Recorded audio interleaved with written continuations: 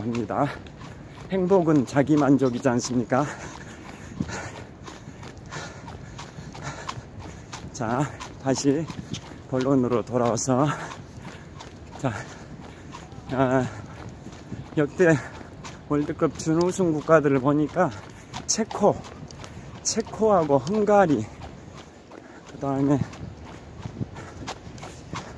좀 낯선 이런 국가들이 준우승 2위를 한 적이 있었습니다. 60년대 전후에, 1960년대 전후에 체코와 헝가리가 준우승 2등을 했습니다.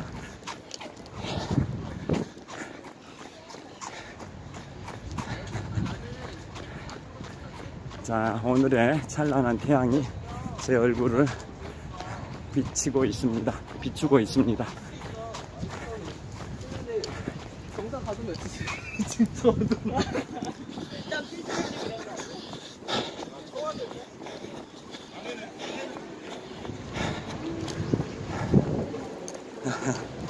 자, 꿀다리를 통과해서 동호에서 서울로 이동을 하고 있습니다. 이 꿀다리 위로 송파대로가 뻗어 있습니다. 송파대로, 북쪽에 잠실역에서 남쪽에 복정역까지 한 7-8km 송파대로가 꿀다리 위로 뻗어 있습니다. 27억 8천인가 갔는데 19억 7천에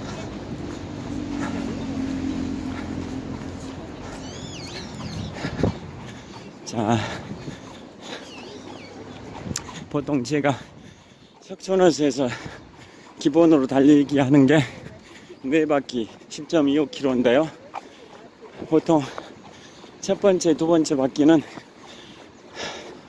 영상 촬영을 하지 않고 사진만 중간중간에 잠깐씩 멈춰서 달리다가 멈춰서 중간중간에 달리기 도중에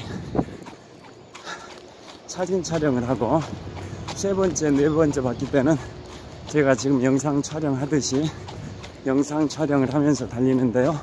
오늘은 4바퀴 전체, 4바퀴 전부 영상 촬영을 하면서 달리고 있습니다. 현재 석촌호수 서호 북쪽 조깅로를 달리고 있습니다.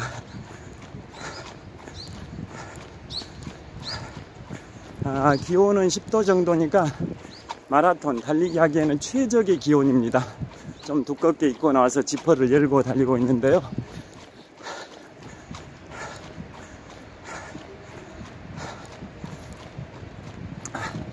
달리기 하기에 가장 좋은 날씨는 영상 10도 내외입니다. 그냥 가만히 있으면 쌀쌀한 날씨지만 달리면 땀이 나니까 달리기 하기에 최고로 좋은 기온이 10도 내외입니다.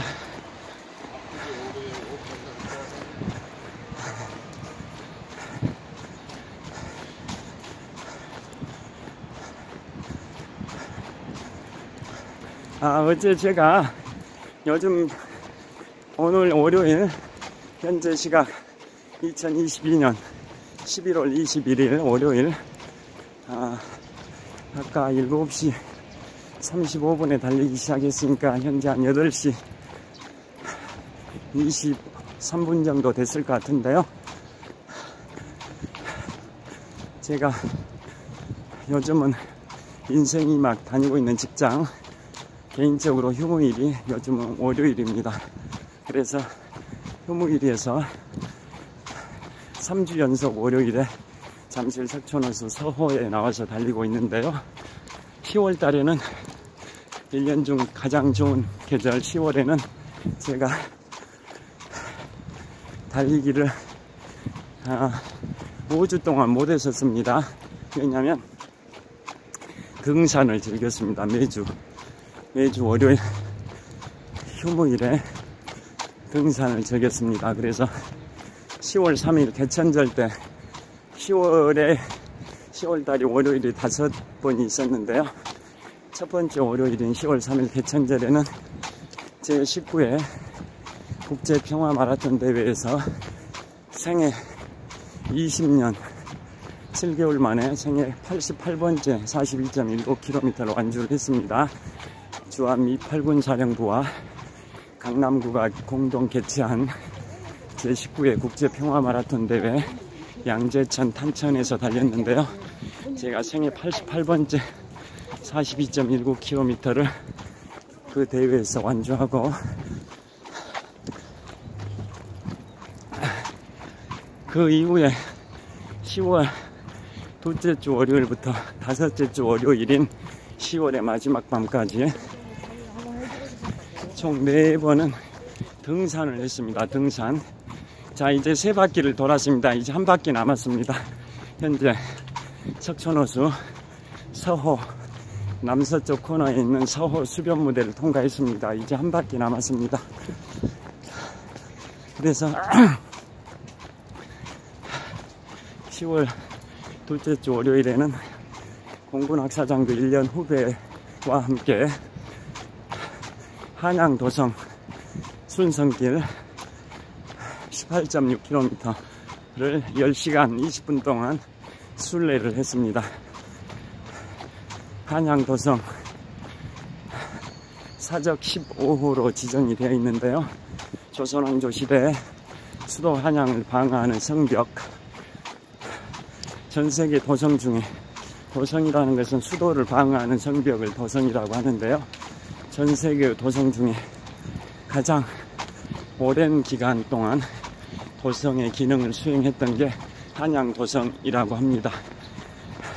조선 건국 초기 1392년 조선 건국 직후에 도성이 건설됐고, 1910년 한일 합방 강제 병합 때까지, 일제강점기가 시작되기 직전까지 500여 년 동안 도성의 기능을 수행해서 전세계 도성 중에는 가장 오랜 기간 동안 도성의 기능을 한 걸로 기록에 남아있다 합니다. 그래서 동서남북의 대문을 연결하는 한양 도성, 또 동서남북의 4개의 산을 연결하는 도성이기도 하죠. 동쪽에 낙산, 서쪽에 인왕산, 남쪽에 남산, 북쪽에 청와대 뒷산인 북악산, 이 4개의 산을 연결한 한양 도성 순성길 18.6km를 10월 10일 날 공군학사장교 1년 후배와 함께 순례를 했고요. 또 10월 17일에는 드디어 우리나라 22개 국립공원 중에 등산 마니아들이 가장 많이 가고 싶어 하는 곳이 어디일 것 같습니까? 설악산의 공룡능선입니다. 자, 우리나라 22개 국립공원 아름다운 곳 100곳을 선정해서 22개 국립공원 백경이라고 표현하는데요. 경치경자 경 백경. 그 중에 가장 아름다운 곳으로 꼽힌 게 어디일까요? 22개 국립공원 백경 중에 최고의 경치를 자랑하는 제1경, 퍼스트 제1경이 어디일까요? 바로 설악산 공룡능선입니다. 제가 그곳을 10월 17일 월요일에, 정확하게는 10월 16일 일요일 저녁부터 10월 17일 월요일 저녁까지 무박 2일로 한 30km 정도를 한 16시간 동안 산행을 했습니다. 자,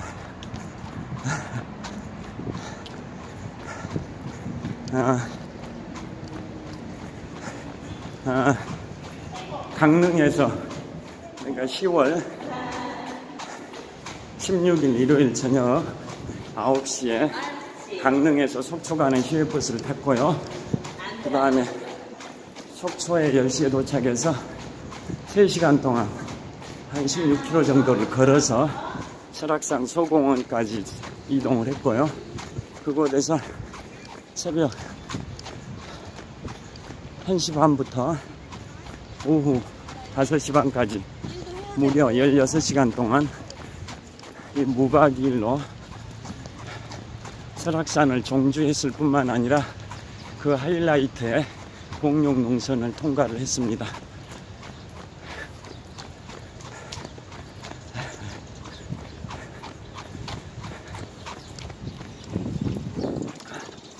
자, 그 코스는 새벽 1시 반에 10월 17일 월요일 새벽 1시 반에 설악산 소공원에 입장을 했고 비선대까지는 대체로 평탄합니다. 그 다음에 금강구를 2번이나 왔다 갔다 했습니다. 그쪽을 경유하는 걸로 알고 한 400개 정도 철계단 깎아지른 듯한 급경사 철계단을 타고 2번이나 왕복을 했었는데요. 한 번은 제 실수로, 또 한 번은 다른 단체 산행객들이 그 길이 맞다고 잘못된 정보를 얘기하는 바람에 또 따라가 가지고 또 한 번, 그래서 총 2번 금강굴까지 왕복하느라고 1시간을 허비했는데요. 금강굴 옆을 통과해야지 거기를 관통하는 코스가 절대 아닙니다. 철계단 지나기 전에 옆으로 우회를 해야 됩니다. 자, 그래서 거기서 계속 급경사가 서너 시간 동안 급경사를 타면 해발 1300보지 마등령에 이릅니다. 거기서 좀 내려가면 마등령 삼거리, 새벽 6시에 마등령 삼거리에 도착을 했는데요. 왜 마등령 삼거리냐, 그곳에서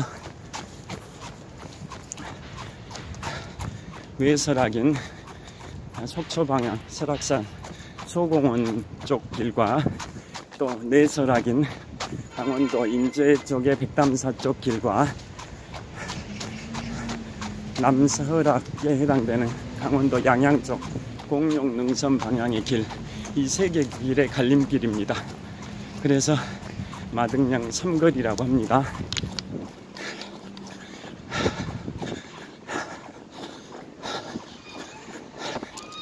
그 마등령 삼거리에 새벽 6시에 도착을 해서 이제 막 동이 트던, 해가 막 뜨기 직전 그 여명의 시각에 기념 인증 사진도 찍었고요. 공룡능선은 북쪽 끝에 마등령 삼거리에서 시작해서 남쪽 끝에 희운각 대피소까지 5.1km 구간인데요. 압능 구간입니다. 압능 구간이어서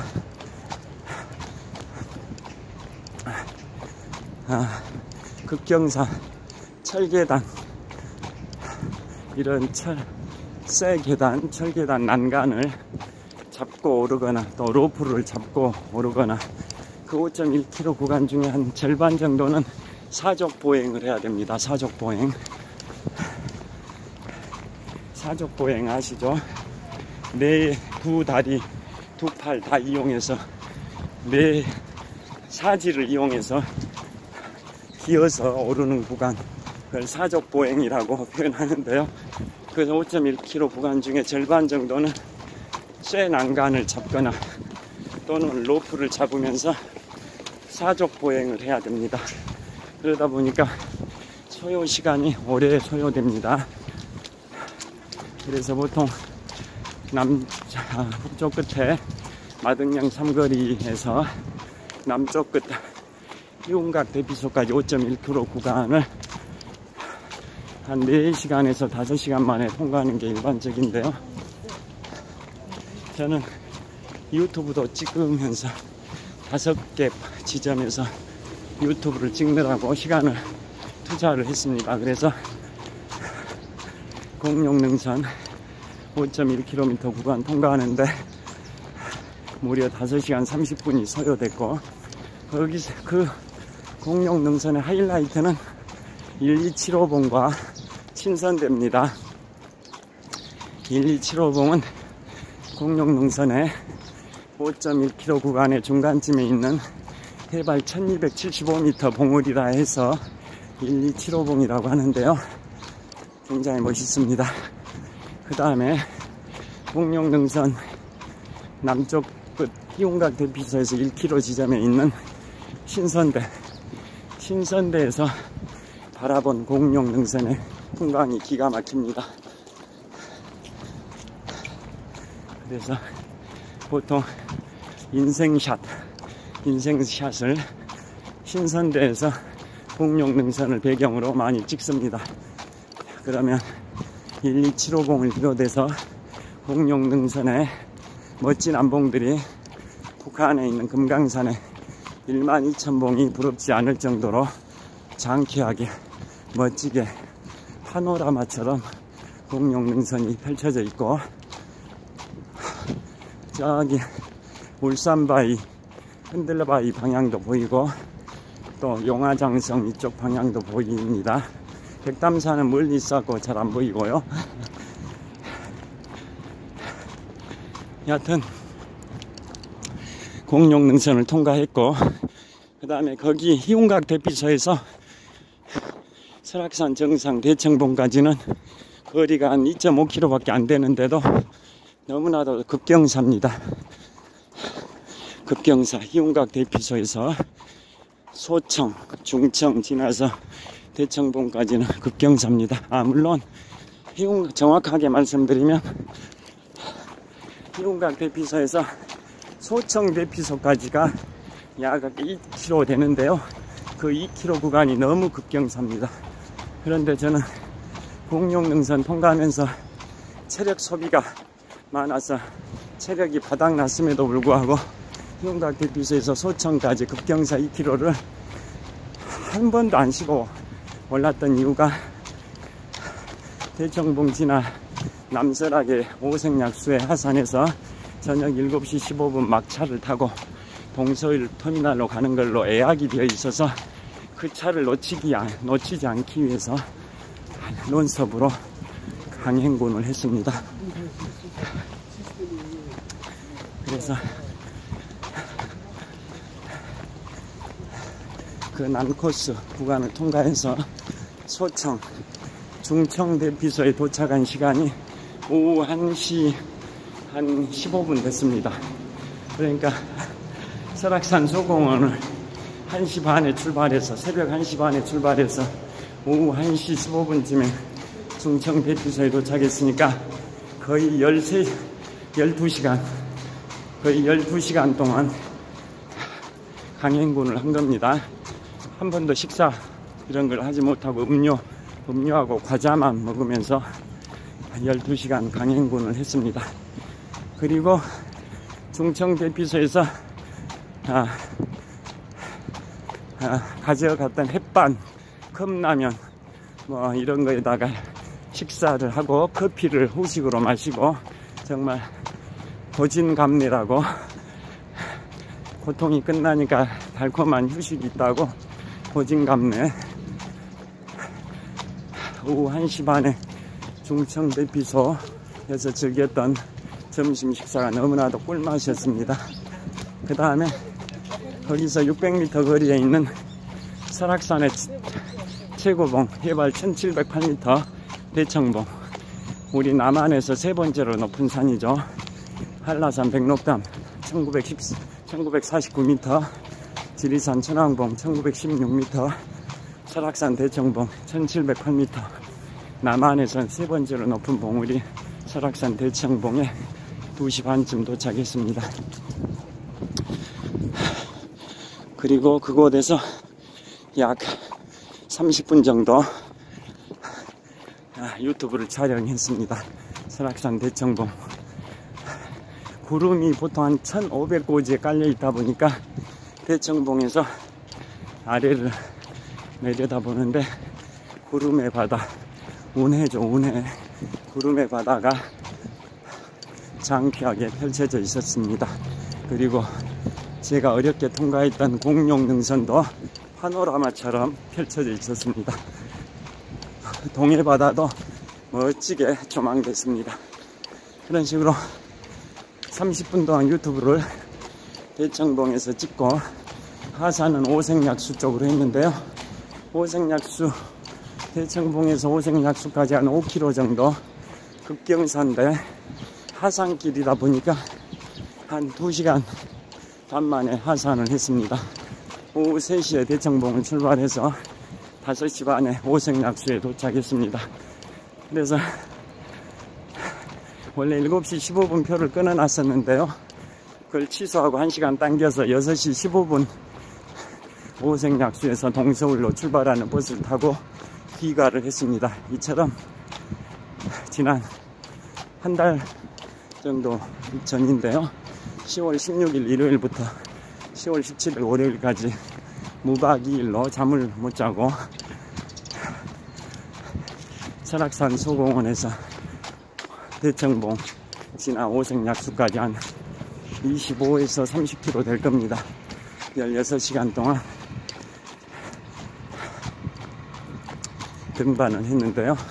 제가 전국에 22개 국립공원 중에 태백산을 빼고 나머지 21개 국립공원을 다 가봤습니다. 그런데 설악산도 한 20여 차례 가봤지만 대청봉은 가보질 못했습니다.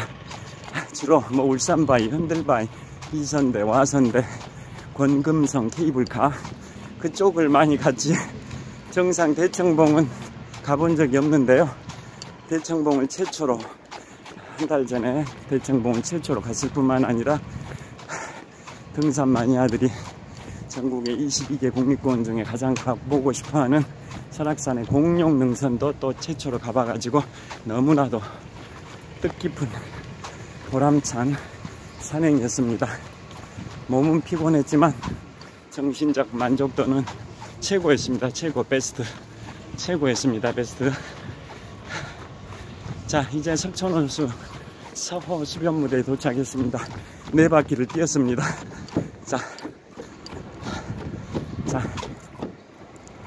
자, 4바퀴를 완주를 했습니다. 현재 시각을 한번 보겠습니다. 장갑 안에 땀이 흥건히 고여 있습니다. 장갑에.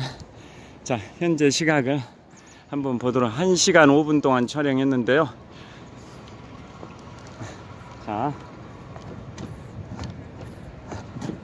자, 1시간 6분째 촬영을 하고 있습니다. 현재 시각은 2022년 11월 21일 월요일 카타르 월드컵 개막전이 있는 날입니다. 현재 시각 8시 40분입니다. 제가 인생 이마 다니는 직장 개인적으로 휴무일이어서 요즘 계속 매주 월요일에 쉬고 있는데요. 이곳 잠실 석촌호수에 3주 연속 매주 월요일 3주 연속 월요일에 이곳에서 와서 4바퀴 10.25km씩 달려왔습니다. 오늘은 4바퀴 전체를 달리면서 유튜브 영상을 촬영했고요. 오늘이 2022년 카타르 월드컵 개막전이 오늘 새벽에 카타르와 에콰도르 간에 치러졌습니다. 이번 카타르 월드컵은 본선 진출 국가가 32개국으로 치러지는 마지막 월드컵 대회입니다. 4년 후인 2026년 북중미 월드컵, 즉 미국, 캐나다, 멕시코 3개국이 공동 개최하는 북중미 월드컵에서는 본선 진출 국가가 48개국으로 확대되니까 지금보다 50%가 증가합니다. 자, 그래서 카타르 월드컵 개막일을 맞이해서 제가 오늘 4바퀴를 달리면서 월드컵의 역사, 또 역대 월드컵 우승 국가들, 또 앞으로 개최를 할 국가, 또 개최를 희망하는 국가에 관하여 말씀을 드렸습니다. 우리 대한민국 선수단의 선전을 기원을 하겠습니다. 자, 그 다음에 햇빛이 쬐고 있는데요. 자, 롯데월드 타워를 배경으로 좀 더 촬영을 하겠습니다. 자, 월드컵은 대륙별로 TO가 있습니다. 대륙별로 다 아실 겁니다. 축구의 종주국이 잉글랜드라는 거 다 아실 거고요. 자, 대륙별로 월드 TO 본선 진출하는 TO가 있죠. 지금 카타르가 마지막이라고 32개국으로 치르는 마지막 대회라고 말씀드렸는데요. 4년 후인 2026년 북중미 월드컵, 즉 미국, 캐나다, 멕시코가 공동 개최하는 2026년 북중미 월드컵부터는 48개국으로 본선 진출 국가가 확대되는데요.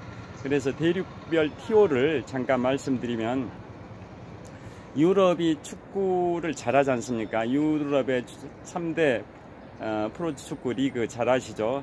영국의 프리미어 리그, 스페인의 프리메라 레가, 이탈리아의 세리에 A, 또 하나 리그를 더 한다면 독일의 분데스리그 아실 겁니다.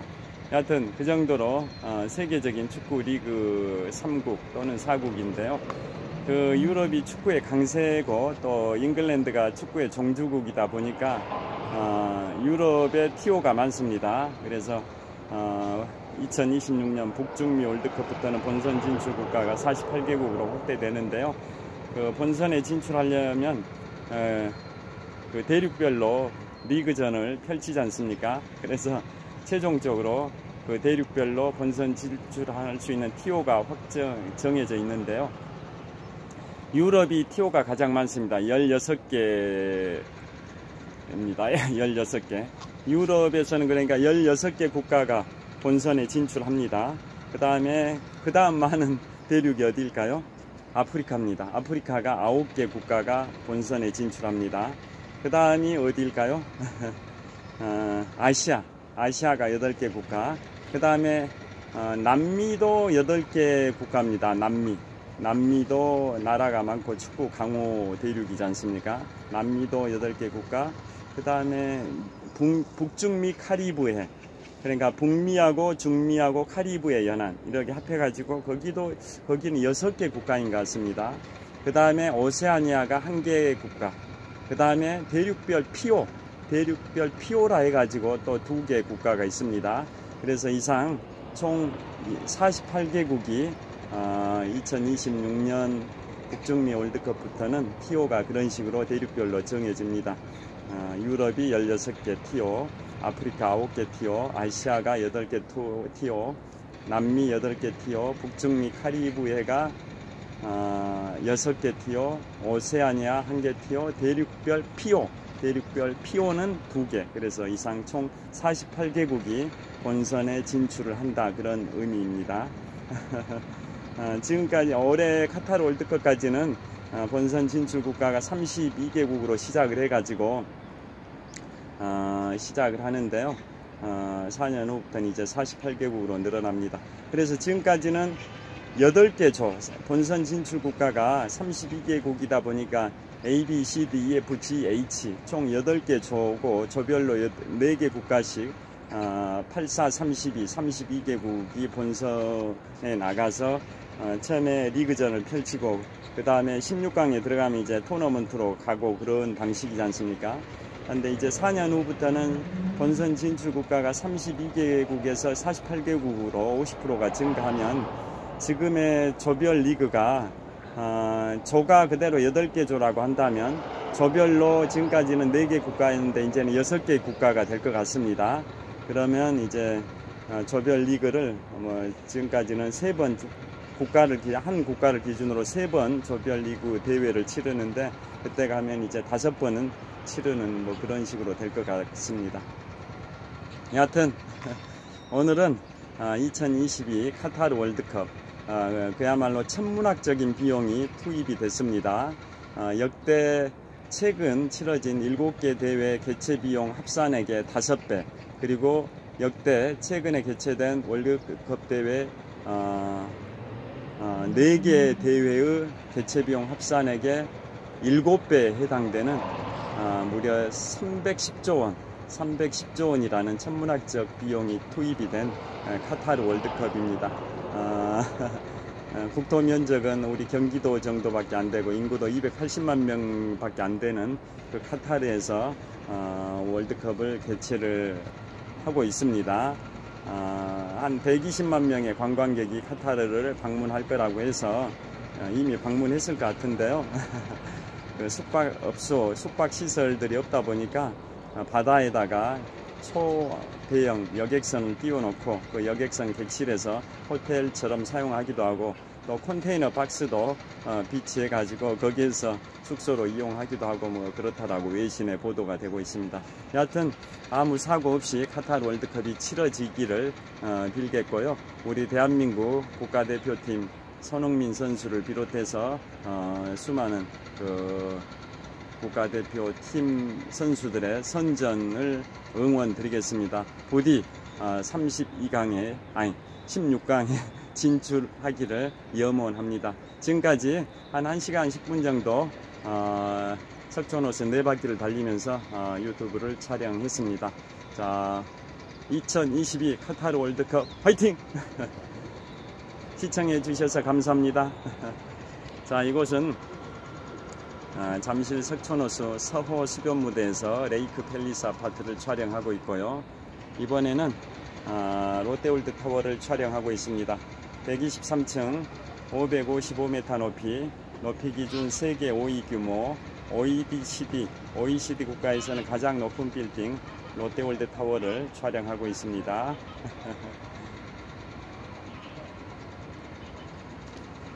자, 정말 하늘이 쾌청합니다. 그야말로 천고마비의 계절입니다. 하늘이 정말 구름 한 점 없습니다. 구름 한 점 없이 깨끗한 하늘입니다.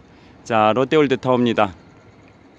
자, 롯데월드 타워는 123층 555m 높이고요. 높이 기준 세계 5위 규모 OECD 국가에서는 가장 높은 빌딩입니다.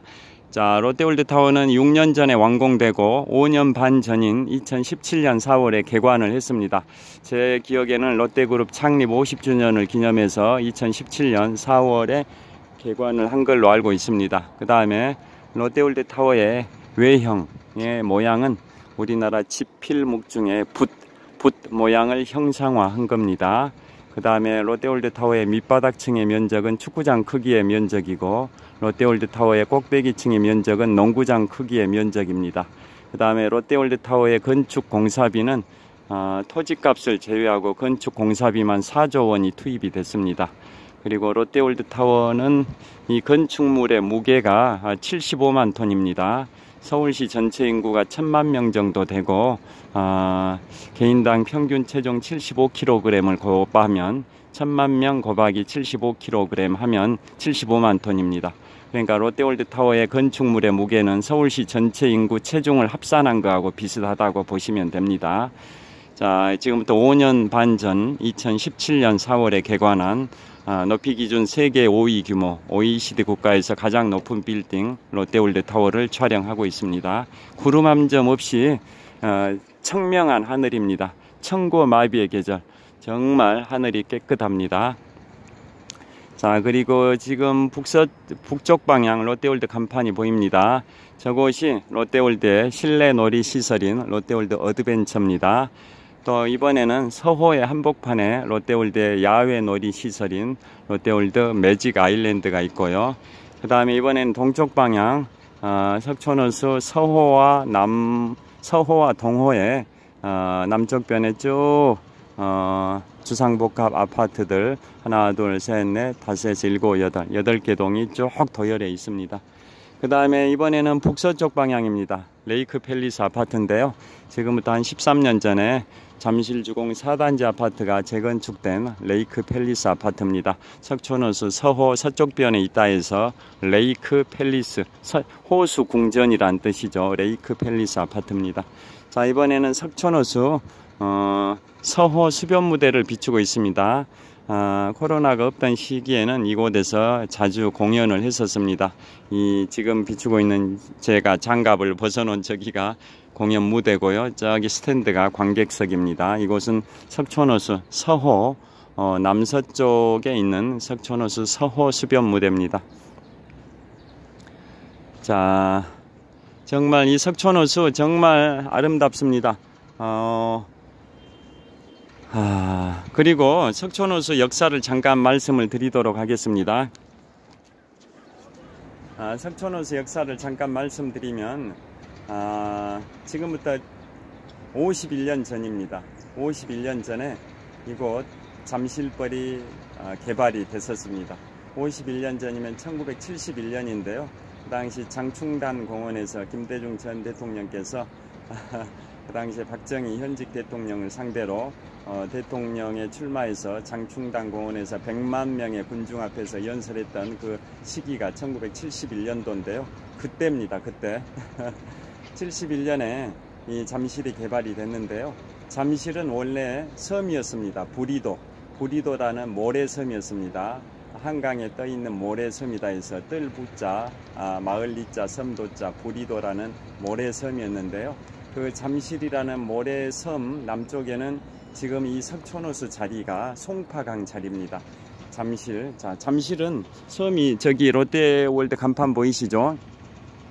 저 롯데월드 간판 보이는 저기가 부리도라는 섬이었습니다. 섬. 그리고 그 남쪽에 지금 비추고 있는 이 석촌호수라는 호수 이 자리에 송파강이 흐르고 있었습니다. 송파강. 그 다음에 지금 롯데월드 간판이 보이는 저 잠실이라는 섬 북쪽에 신천강이 흐르고 있었습니다. 신천강. 지금의 한강의 본류죠. 지금의 한강의 본류가 과거에는 신천강이었습니다. 잠실 선착장이 있는 지금의 한강이 과거에는 신천강이었고요. 그 남쪽에 지금 롯데월드 간판이 있는 잠실이라는 섬이 있었고요. 또 그 남쪽에 지금 석촌호수 이 자리에 송파강이 흐르고 있었습니다.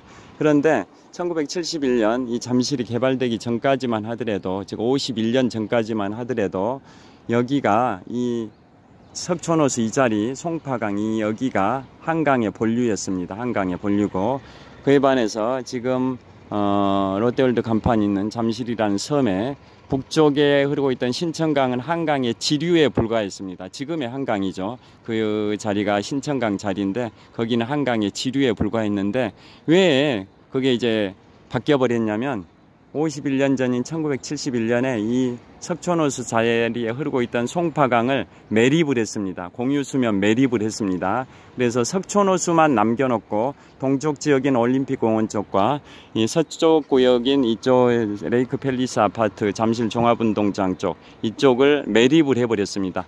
가운데 이 석촌호수만 남겨놓고 송파강을 매립해 버리는 바람에 이 석촌호수는 51년 전에 인공호수가 됐고요. 그 다음에 석촌호수의 동쪽 지역인 올림픽공원과 서쪽 지역인 레이크 팰리스 아파트 잠실 종합운동장이 매립됨에 따라서 이 석촌호수 북쪽에 있는 저 롯데월드 간판이 있는 잠실이라는 섬이 육지에 편입이 된 겁니다. 육지. 그러니까 석촌호수는 매립되면 석촌호수 동서쪽이 매립되면서 석촌호수는 인공호수가 됐고, 그 북쪽에 있던 잠실이라는 섬 부리도는 육지에 편입이 됐고, 그 다음에 그 부리도라는 섬 북쪽에 있던 신천강, 지금의 한강 본류죠. 그 신천강은 강폭을 확장했습니다. 준설 공사를 통해서 강폭을 확장해서 신천강이 이제 한강의 본류가 된 겁니다. 결론은 이 석촌호수가 지금 있는 이 자리가 한강의 본류였던 송파강 자리인데 석촌호수만 남겨놓고 동쪽과 서쪽 지역을 매립함으로써 이 한강의 역할, 한강 본류 역할을 했던 송파강이 역사 속으로 사라져버리고 석촌호수라는 인공호수만 남고요. 그 다음에 잠실은 섬에서 육지로 편입이 됐고, 그 다음에 그 북쪽에 있던 한강의 지류에 불과했던 신천강은 강폭을 확장하는 준설공사를 통해서 지금의 한강의 본류가 됐습니다.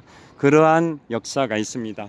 자, 그래서 그 역사가 불과 51년 전 1971년 김대중 전 대통령께서 박정희 당시 현직 대통령을 상대로 대통령에 출마해서 장충단 공원에서 100만 군중 앞에서 연설했던 그 시기 1971년에 잠실이 개발되면서 이렇게 50여 년 만에 상점벽해가 됐습니다. 자, 그리고 그런 말이 있습니다. 강남대로 시대는 끝나고 송파대로 시대가 오고 있다라고 제가 한 4, 5년 전에 모 경제신문에서 부동산 경제 특집을 봤는데요.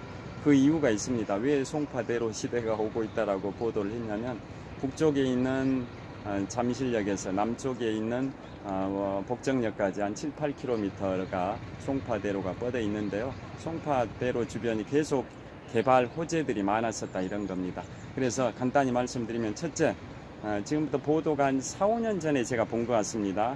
첫째 개발 호재가 성장 호재죠. 성장 호재.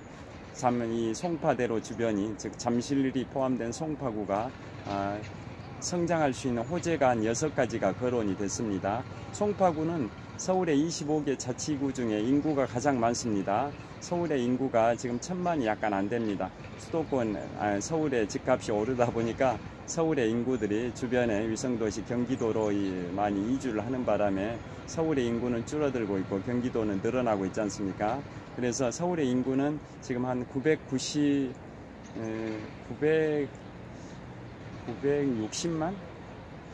970만 정도 되는 것 같습니다. 반면에 경기도는 인구가 한 1360만 된다고 하는데요. 인천광역시민 한 250만 합해서 수도권, 서울하고 경기도, 인천, 수도권 인구가 수도권이 국토 면적은 13%밖에 차지를 못하는데 인구는 52%를 차지합니다. 전체 우리나라 5,180만에 52% 해당되는 한 2,600여만 명이 수도권에 거주하는데요. 국토 면적은 13%밖에 안 되는데 인구는 52%를 차지합니다. 여하튼 서울시 인구가 한 965만이가 긴데요. 그 중에 25개 서울시에 있는 25개 자치구 중에 송파구가 가장 인구가 많습니다. 그래서 송파구는 인구가 67만 명 정도 되는데요. 그러다 보니까 보통 경찰서 하면 서장이 무궁화 4개, 작은 무궁화 4개, 총경이 경찰서장을 하는데 송파구는 도시가 규모가 큰 자치구다 보니까 송파경찰서장은 큰 무궁화 하나, 경무관이 경찰서장을 합니다. 경무관. 큰 무궁화 하나, 경무관이 군대로 치면 스타입니다. 스타, 별, 장성급. 하여튼 송파구는 개발 호재가 많다 보니까 강남대로 시대는 사라지고 송파대로 시대가 오고 있다라고 모 경제신문에서 제가 수년 전에 4, 5년 전에 그 기사를 봤는데요. 송파구의 이제 개발 호재가 뭐냐면 송파구의 중심에 이 잠실이 있죠. 그리고 34년 전에 88 서울올림픽과 36년 전에 86 아시안게임을 개최했던 자치구가 또 송파구지 않습니까? 송파구 안에 올림픽공원 또 잠실 종합운동장 안에 체육시설들 여기에서 86 아시안게임과 88 서울올림픽을 개최했기 때문에 송파구는 올림픽과 아시안게임을 개최한 자치구에 해당이 됩니다. 그래서 송파의 개발 호재들이 123층 555m 높이의 롯데월드타워, OECD 국가에서는 가장 높고 전 세계에서 5번째로 높은 롯데월드타워 건물이 있다 보니까 많은 이제 관광객들이 늘어날 거라는 첫 번째 호재. 두 번째는 문정동의 송파대로 중심에 있는 중간에 있는 문정동에 동부법조타운이 생겼습니다. 서울 동부지방법원이 지하철 2호선 구의역 근처에 있다가 한 3, 4년 전에 문정동 동부법조타운으로 이전을 해왔죠. 그 다음에 가락 농수산물 시장이 리모델링을 했습니다. 1984년쯤에 오픈했으니까 한 38년 전에 오픈했던 전국에서 가장 큰 규모의 가락 농수산물 시장이 리모델링을 이제 거의 완료를 했습니다. 그러면 이제 많은 현대 상가들도 현대식 상가들이 많이 즐비하다 보니까 상권을 많이 흡수할 거다 뭐 그런 전망이었고요. 그 다음에 위례 신도시 경기도 성남시, 서울시 송파구, 경기도 하남시 3개 자치구의 자치도시 기초자치단체에 걸쳐 있는 위례 신도시가 거의 입주를 완료하고 있습니다. 그 다음에 탄천 건너서 수서역이 있습니다. 수서역은 가락 농수산물 시장과 탄천을 가운데 두고 서로 마주보고 있는데요. 수서는 행정구역상으로는 강남구 수서동인데 그 서쪽에 있는 서울시 송파구 문정동 이쪽과 서로 마주보고 있죠. 가운데가 탄천이 흐르고 있습니다. 탄천의 동쪽은 송파구, 탄천의 서쪽이 강남구인데요. 그래서 수서역은 송파에서 가까운 거죠. 그래서 수서에 수년 전에 SRT가 출발합니다. SRT, KTX는 경부선은 서울역